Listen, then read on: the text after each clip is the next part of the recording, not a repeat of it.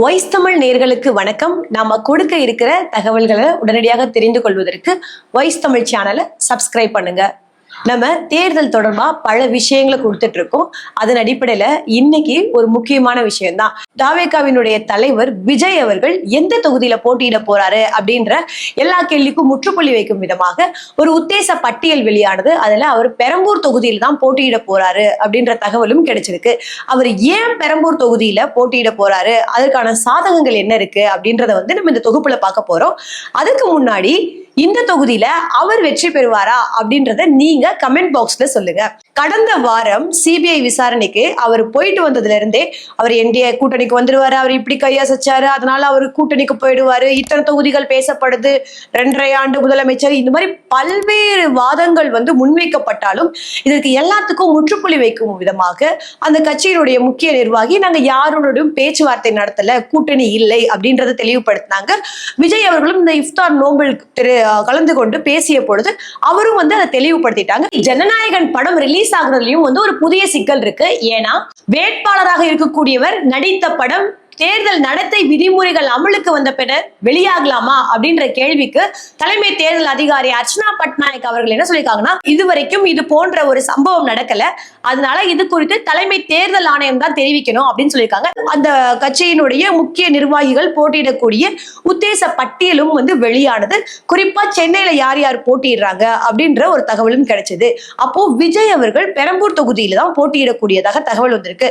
இவரு ஏன் இந்த தொகுதியை தேர்ந்தெடுத்திருக்காங்க அப்படின்றதுக்கான காரணங்களை நம்ம பார்க்கலாம். அவருக்கு அங்க என்னென்ன சாதகங்கள் இருக்கு, ஏன் இந்த தொகுதியை தேர்ந்தெடுத்திருக்காங்க அப்படின்றதையும் பார்க்கலாம். பெரம்பூர் தொகுதியை பொறுத்த வரைக்கும் எஸ்ஐஆருக்கு பிறகு வந்த பட்டியல்ல எத்தனை வாக்காளர்கள் இருக்காங்க அப்படின்னு பார்த்தோம்னா மொத்தமாக 2,22,792 வாக்காளர்கள் இருக்காங்க. அதுல 1,07,995 ஆண் வாக்காளர்களும் 1,14,726 பெண் வாக்காளர்களும் 71 திருநங்கைகளும் இருக்காங்க. இதுதான் அந்த பெரம்பூர் தொகுதியை பொறுத்த வரைக்கும் எத்தனை வாக்காளர்கள் இருக்காங்க அப்படின்ற ஒரு அடிப்படை தகவல். இதை தாண்டி பெரம்பூர் தான் சென்னையில் இருக்கக்கூடிய 16 கான்ஸ்டிடுவன்சிலையும் அதிகமான வாக்காளர்கள் கொண்ட ஒரு தொகுதியாகவும் இருக்குது.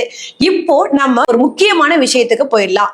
விஜய் அவர்கள் ஏன் இந்த தொகுதியை தேர்ந்தெடுத்திருக்காங்க, இதற்கு சாதகமான காரணங்கள் என்ன அப்படின்னு அவங்க தொடர்ந்து ஒரு விஷயத்தை முன்வைத்துக்கிட்டே இருக்காங்க. தாவேகாவினுடைய நிர்வாகிகள் பேசும் பொழுது, அதாவது வறுமை எங்க இருக்கோ, ஏழ்மை எங்க இருக்கோ அந்த இடத்துலதான் நான் போட்டிட்டு அதை மாத்துவேன் அப்படின்னு தான் விஜய் அவர்கள் தொடர்ந்து வலியுறுத்துவதாக அந்த நிர்வாகிகள் பொதுவெளியில தொடர்ந்து பேசிக்கிட்டு இருக்காங்க. அப்படி பார்த்தோம்னா இந்த தொகுதியும் அடித்தட்டு மக்கள் அதிகமாக இருக்கக்கூடிய ஒரு தொகுதியாகவும் காணப்படுது. இந்த தொகுதியில பார்த்தோம்னா பெண் வாக்காளர்கள் அதிகமாக இருக்காங்க, உழைக்கும் வர்க்கத்தை சேர்ந்தவர்கள் அதிகமாக இருக்காங்க. இது எல்லாமே ஒரு முக்கியமான காரணமாக பார்க்கப்பட்டாலும் கூட தாவேகாவின் அடிப்படை உறுப்பினர்கள் 45,000 பேர் இந்த தொகுதியில இருக்கிறதா சொல்றாங்க. இதுதான் இந்த தொகுதியை தேர்ந்தெடுக்கிறதுக்கான ஒரு முக்கியமான காரணமாகவும் சொல்லப்படுது. இந்த காரணம் மட்டுமா தானா அப்படின்னு பார்த்தா அதுவும் கிடையாது. இப்போ திமுக அதிமுக இரண்டுமே பாத்தீங்கன்னா 2 பகுதி செயலாளர்கள் 8 வட்ட செயலாளர்கள் அப்படின்னு சொல்லிட்டு அவங்களுடைய ஒரு ஸ்ட்ராங்கான ஒரு பேஸ இந்த தொகுதியில கட்சி ரீதியா உருவாக்கி வச்சிருக்காங்க. தென்சென்னை பொறுத்த வரைக்கும் சைதாப்பேட்டை தொகுதியை பொறுத்த வரைக்கும் பார்த்தோம்னா சுப்பிரமணியன் அவர் ஒரு முக்கிய முகமாக அறியப்படுகிறார். அதே மாதிரி அதிமுக ஜெயக்குமார் அவர்கள் முக்கிய முகமாக அறியப்படுகிறார்.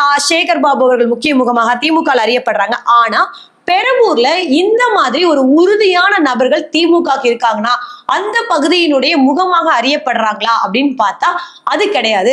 அது ஒரு பிளஸ் பாயிண்டா இருக்குது. ஏன்னா இவர்கள் இருக்கும் பொழுது அந்த இடத்துல ஒரு கடுமையான போட்டி நிலவும். ஆனா அந்த மாதிரியான வேட்பாளர்கள் யாரும் அந்த இடத்துல கிடையாது. அந்த முகமாக அறியப்படக்கூடியவர்கள் அங்க கிடையாது. அது மட்டும் இல்லாம இப்போ சென்னை அப்படின்னு பார்த்தோம்னா அதோடைய வளர்ச்சி அதிகமாக இருக்குது. ஆனா பெரம்பூரை பொறுத்த வரைக்கும் அங்க சொல்லிக்கொள்ளும்படியாக ஒரு பெரிய வளர்ச்சி இருக்கான்னு கேட்டா இல்ல. ஏற்கனவே முரசொலி பூங்கா அந்த பகுதியில ஏற்படுத்தினாங்க. அதுதான் அந்த பகுதியில ஒரு முக்கியமான ஒரு மையமாக சொல்லப்படுவதை தாண்டி ஒரு பெரிய பேருந்து நிலையம் அமைத்தாங்க, ஒரு நூலகம் அமைத்தாங்க, ஒரு பெரிய பூங்கா அமைச்சிட்டாங்க அப்படின்னு பார்த்தோம்னா அதெல்லாம் கிடையாது. ஆனா ஒட்டுமொத்தமாக பெண்களுக்கு இந்த அரசு செய்திருக்கக்கூடிய சாதனைகள் வேணா அங்க ஒரு முக்கிய ரோல் பிளே பண்ணுமே தவிர அங்க ஒரு மக்களுடைய அன்றாட பிரச்சனைகள் தினமுமே அந்த மக்களுக்கு ஏதாவது ஒரு பிரச்சனைகள் அங்க இருந்து கொண்டுதான் இருக்குது. மழை பெய்தால் கூட மிக மிகப்பெரிய பாதிப்பை சந்திக்கக்கூடிய பகுதியாக அந்த பகுதியும் இருக்கு. பெரம்பூரை பொறுத்த வரைக்கும் அங்க இருக்கக்கூடிய பகுதிகள் பார்த்தோம்னா மூலக்கடை, கொடுங்கையூர், கண்ணதாசன் நகர், மகாகவி பாரதி நகர், வியாசர்பாடி, பார்வதி நகர், இந்த பகுதிகள் எல்லாமே ஒரு பின்தங்கிய வளர்ச்சி அடையாத பகுதியா தான் இருக்குது. அதனால சொல்லிக் கொள்ளும்படியான திட்டங்கள் எதுவும் இருக்கான்னு பார்த்தா அதுவும் இல்ல. இது எல்லாமே தவிகவினுடைய தலைவர் விஜய் அவர்களுக்கு ஒரு சாதகமான அம்சமா தான் பார்க்கப்படுது. திமுக, அதிமுக ரெண்டு பேருமே விஜய் அவர்கள் இந்த இடத்துல களம் கண்டாங்கன்னா அதற்கு ஒரு ஸ்ட்ராங்கான கேண்டிடேட் தான் போடணும் அப்படின்றதுல மிக உறுதியாக இருக்காங்க. அதன் அடிப்படையில பெரம்பூர் தொகுதியில ஏற்கனவே திமுகவினுடைய சட்டமன்ற உறுப்பினராக இருக்கக்கூடிய ஆர்.டி. சேகர் அவர்கள் அவங்க அதிமுக கூட்டணியினுடைய வேட்பாளர் தனசேகரனை விட கிட்டத்தட்ட 55,000 வாக்குகள் வித்தியாசத்துல அந்த தொகுதியில வெற்றி பெற்றிருக்காரு. அதனால இந்த முறையும் அவருக்கே மீண்டும் வாய்ப்பு வழங்கப்படலாம் அப்படின்னு தான் சொல்லப்படுது. 1967க்கு பிறகு திமுக 9 முறையும், சிபிஎம் 3 முறையும், அதிமுக 2 முறையும் இந்த தொகுதியில ஜெயிச்சிருக்காங்க. சோ திமுகவுக்கு ஒரு கணிசமான வாக்கு வங்கியும் இந்த பகுதியில இருக்குது.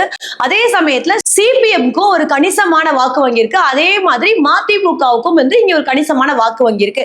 இதன் அடிப்படையில திமுகவுக்கு இது ஒரு சாதகமான தொகுதியாக பார்க்கப்பட்டாலும் கூட விஜய் அவர்கள் நிற்கும் பொழுது அது ஒரு ஸ்டார் கேண்டிடேட்டாக மாறும் பொழுது ஒரு கடுமையான ஒரு போட்டி தான் நிலவும் அப்படின்றதுல எந்த மாற்று கருத்துமே கிடையாது. அதே மாதிரி இந்த தொகுதியில கடந்த முறை நாம் தமிழர் கட்சி 19,821 வாக்குகள் வாங்கியிருக்காங்க.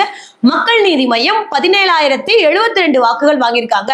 நாம் தமிழர், மக்கள் நீதி மையம் இவங்களும் கிட்டத்தட்ட 20,000 வாக்குகளை ஒட்டி தனித்தனியா வாங்கியிருக்காங்க. ஆனா இப்போ மக்கள் நீதி மையம் திமுக கூட்டணியில இணைஞ்சிட்டாங்க. நாம் தமிழர் தனித்துதான் களம் காண்றாங்க. நிறைய ஒரு பொதுவெளியில சொல்லப்படக்கூடிய விஷயம் நாம் தமிழருடைய வாக்குகள் தாவேகாக்கு போறதுக்கான வாய்ப்புகள் இருக்குன்னு சொல்றாங்க. இருந்தாலும் நாம் தமிழருடைய வாக்குகள் நாம் தமிழருக்கே தான் விழுகும் அப்படின்ற ஒரு கணிப்பும் இருக்குது. எது எப்படியாக இருந்தாலும் இந்த தொகுதியினுடைய நிலவரம் இந்த வகையில தான் இருக்குது. அதுக்கடுத்து விஜய் அவர்கள் ஒரு கிறிஸ்தவராக கருதப்பட்டு அங்க ஒரு கிறிஸ்தவர் தான் நிப்பாட்டணும் அப்படின்னு ஒரு நிலைமை திமுகக்கு வரும் பட்சத்துல மாநில இளைஞரணியினுடைய துணை செயலாளர் கூடிய ஜோயல் அவர்களுக்கு அந்த தொகுதியில வாய்ப்பு கொடுக்கறதுக்கு அதிகமான சாத்தியக்கூறுகள் இருக்கு. பல்வேறு தகவல்கள் இருக்கு. அவர் ஒரு ஸ்டார் கேண்டிடேட்னால ஒரு ஸ்டார் கேண்டிடேட் தான் நிப்பாட்டுவாங்க அப்படின்னு சொல்லிட்டு எது எப்படியாக இருந்தாலும் இன்னும் சில தினங்கள்ல திமுகவினுடைய வேட்பாளர் பட்டியலும் வெளிவந்துரும்.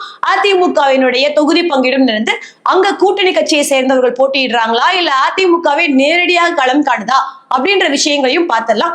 ஆனா அதற்கு முன்னதாகவே தாவேகா கொடுங்கையூர்ல தேர்தல் பணிமனைய ஒரு ஏசி வளாகமா அமைத்து அவங்க அதி தீவிரமா அந்த பகுதியில செயல்பட ஆரம்பிச்சுட்டாங்க அப்படின்றதுதான் நம்ம களத்துல இருந்து பார்க்கக்கூடிய உண்மையாக இருக்கு. இங்க இருக்கக்கூடிய உழைக்கும் வர்க்கத்தை சார்ந்தவர்களும் பெண்களும் விஜய்க்கு கை கொடுப்பார்களா அப்படின்றத பொறுத்திருந்து பார்க்கலாம். நீங்களும் மறக்காம விஜய் அவர்களுக்கான வெற்றி வாய்ப்பு இந்த தொகுதியில எப்படி இருக்கு அப்படின்றத தெரிவிங்க. தொடர்ந்து இது போன்ற செய்திகளை தெரிந்து கொள்வதற்கு வைஸ் தமிழ் சேனலை சப்ஸ்கிரைப் பண்ணுங்க. நன்றி, வணக்கம்.